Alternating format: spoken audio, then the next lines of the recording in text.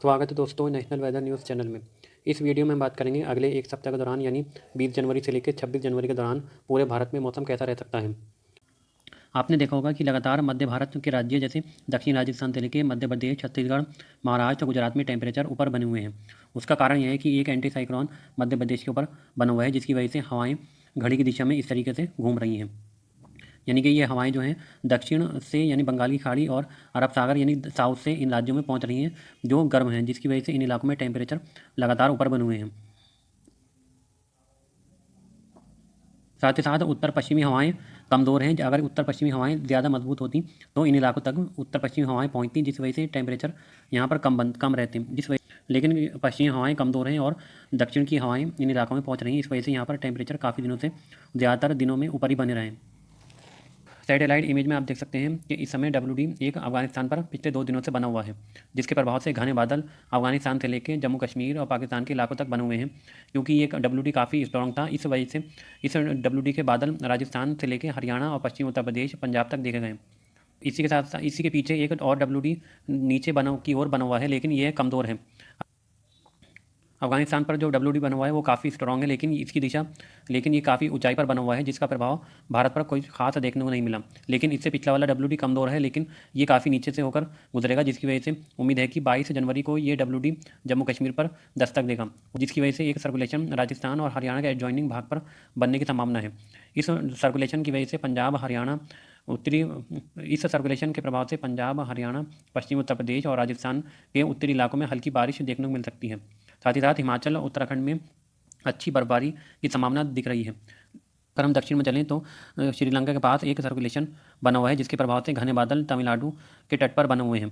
तो सर्कुलेशन के कारण लगातार बंगाल की खाड़ी हवाएं दक्षिण भारत और से लेकर कर्नाटक तक पहुंच रही हैं। इस वजह से कर्नाटक से लेकर आंध्र प्रदेश के कुछ इलाकों में आज बारिश की गतिविधियां भी देखने को मिली। इन सभी मौसमी परिस्थितियों के बीच 20 जनवरी को मौसम किस प्रकार का रह सकता है। 20 जनवरी के मौसम की बात करें तो 20 जनवरी को आप देख सकते हैं कि 20 जनवरी को भी इस WD के प्रभाव से जम्मू कश्मीर से लेकर हिमाचल और उत्तराखंड के ऊंचाई वाले इलाकों में हल्की बर्फबारी देखने को मिल सकती है। साथ ही साथ बादल 20 जनवरी को भी पंजाब से लेकर उत्तरी राजस्थान और हरियाणा के कुछ इलाकों में देखने को मिल सकते हैं, लेकिन इससे बारिश की उम्मीद कम ही है। कोहरे की बात करें तो 20 जनवरी को कोहरा पंजाब के सभी इलाकों से लेकर उत्तरी राजस्थान यानी हनुमानगढ़ और श्री गंगानगर के आसपास बने रहने की संभावना दिख रही है। और इसके साथ साथ यहाँ पर इन इलाकों में बादल भी बने रहेंगे, जिसकी वजह से इन इलाकों में कोल्ड कंडीशन बनी रह सकती है। इसके अलावा राजस्थान के पूर्वी भागों से लेकर दिल्ली NCR के आसपास और पश्चिमी उत्तर प्रदेश पर इन इलाकों में कोहरे की संभावना कम है। कोहरे की संभावना लखनऊ से आगे पूर्वी उत्तर प्रदेश में इन इलाकों में सुबह के वक्त देखने को मिल सकता है।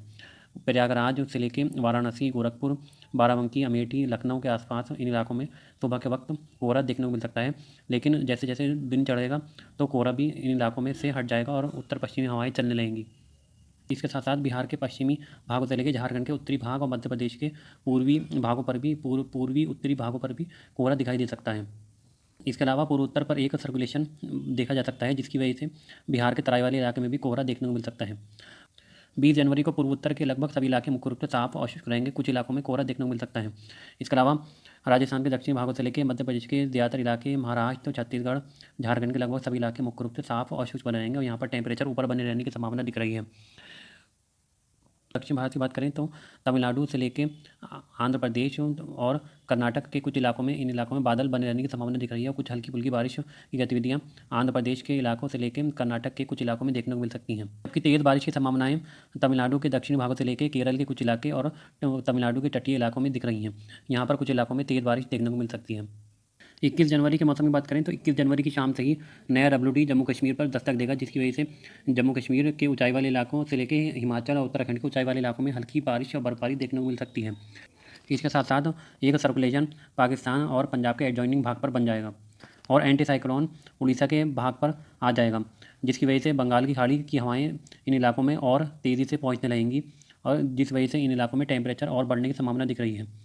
राजस्थान से लेकर मध्य प्रदेश के ज़्यादातर इलाके, गुजरात, महाराष्ट्र तक टेम्परेचर बढ़ने की संभावना दिख रही है। यहाँ पर टेम्परेचर 28-29 डिग्री के आसपास पहुँच सकते हैं, जबकि महाराष्ट्र में 30-32 तक पहुँचने की संभावना दिख रही है। इसके अलावा गंगा के मैदानी भागों में इन इलाकों में उत्तर पश्चिमी हवाएं मध्यम से गति से चलती रहेंगी और सुबह के वक्त इन इलाकों में कोहरा बने रहने की संभावना दिख रही है, जबकि दिन में धूप खिलने की संभावना है। बिहार, झारखंड से लेकर पश्चिम बंगाल, उड़ीसा तक मौसम मुख्य रूप से साफ और शुष्क रहेगा। दक्षिण भारत की बात करें तो लगातार बंगाल की खाड़ी की हवाएं इन इलाकों में पहुंचती रहेंगी, जिसकी वजह से कुछ बादल देखने को मिल सकते हैं।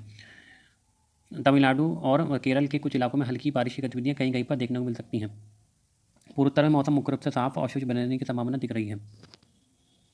22 और 23 जनवरी के मौसम की बात करें तो 22 और 23 जनवरी के आसपास इस WD का प्रभाव जम्मू कश्मीर से लेकर हिमाचल उत्तराखंड पर दिखाई देने रहेगा, जिसकी वजह से इन इलाकों में बादल बढ़ जाएंगे। साथ ही साथ हल्की बारिश और बर्फबारी की गतिविधियाँ इन इलाकों में शुरू हो जाएंगी। मैदानी भागों की बात करें तो उत्तरी राजस्थान से लेकर पंजाब, हरियाणा, दिल्ली और पश्चिमी उत्तर प्रदेश के इलाकों में बादल दिखाई देने लगेंगे।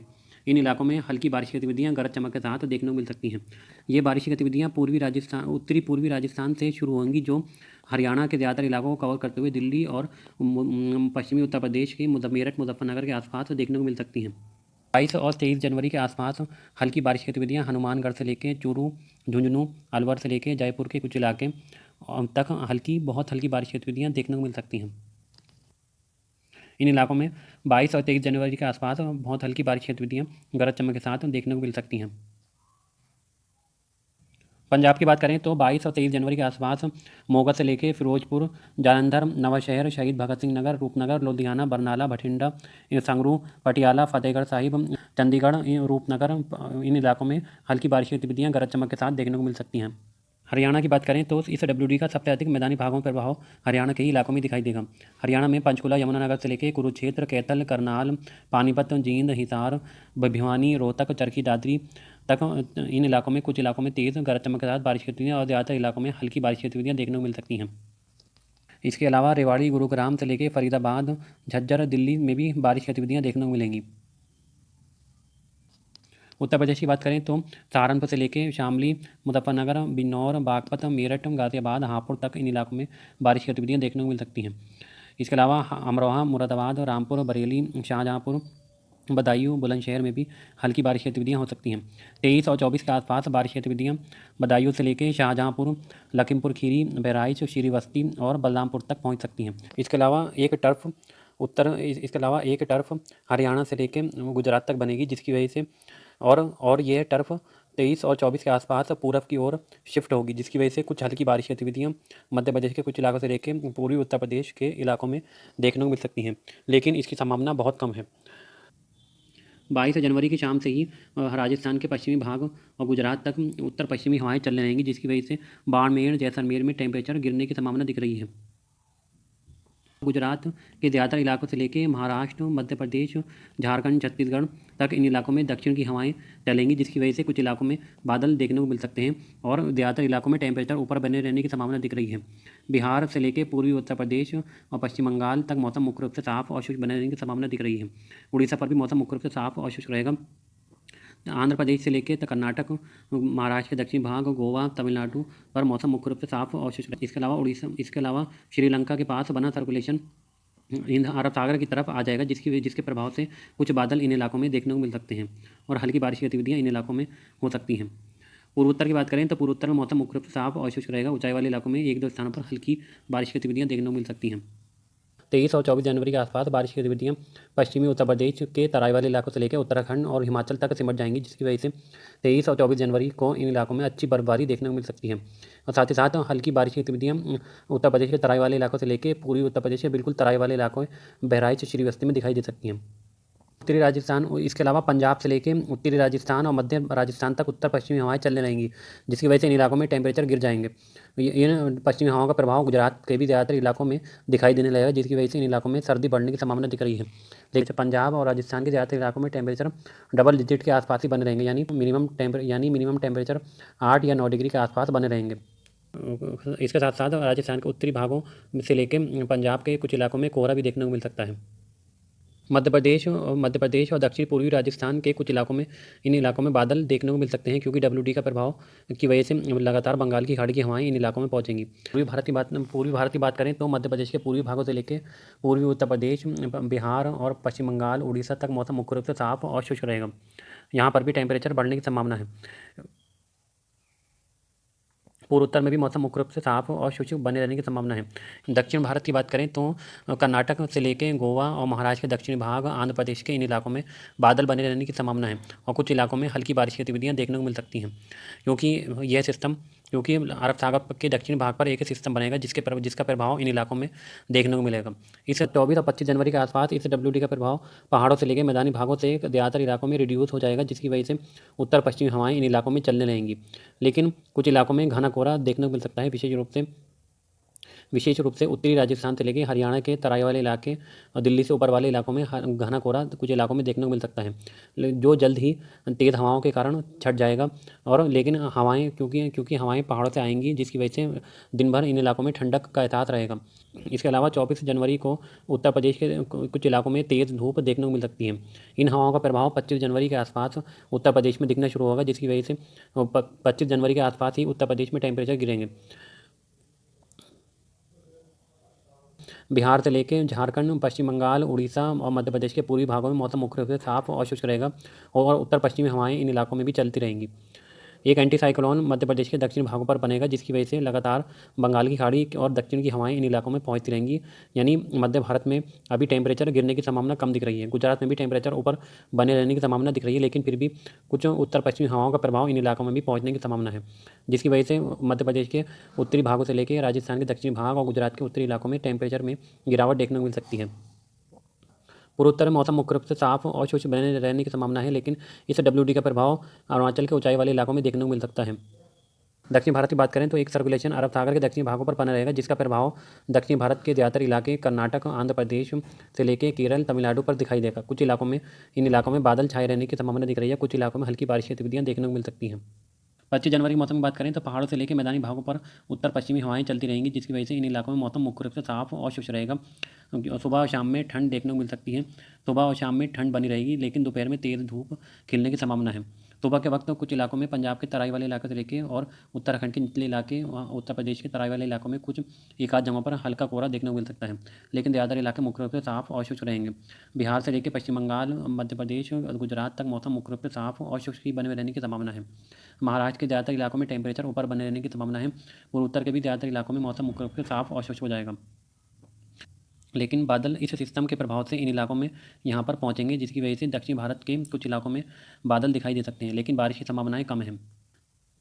26 जनवरी यानी गणतंत्र दिवस के दिन की मौसम की बात करें तो पहाड़ों से लेकर मैदानी भागों तक मौसम मुख्य रूप से साफ और शुष्क रहेगा। तेज़ उत्तर पश्चिमी हवाएं इन इलाकों में चलती रहेंगी, जिसकी वजह से दिल्ली और उसके आसपास भी मौसम मुख्य रूप से साफ और शुष्क ही बने रहने की संभावना दिख रही है। कुछ बिहार के तराई वाले इलाकों में हल्का कोहरा देखने को मिल सकता है। इन उत्तर पश्चिमी हवाओं का प्रभाव गुजरात से लेकर मध्य प्रदेश तक दिखाई देगा, जिसकी वजह से 26 जनवरी के आसपास इन इलाकों में भी टेम्परेचर गिरने की संभावना है, क्योंकि एंटी साइक्लोन महाराष्ट्र के भागों पर पहुंच जाएगा, जिसकी वजह से टेम्परेचर लगभग सभी इलाकों में गिरेंगे। इसके अलावा दक्षिण भारत में सेम कंडीशन बने रहने की संभावना है। यहाँ पर कुछ इलाकों में हल्के बादल देखने को मिल सकते हैं। कुल मिलाकर अगर हम कहें तो इस पूरे सर्दी के सीज़न में अभी तक सिर्फ एक या दो ही प्रभावशाली WD आए हैं।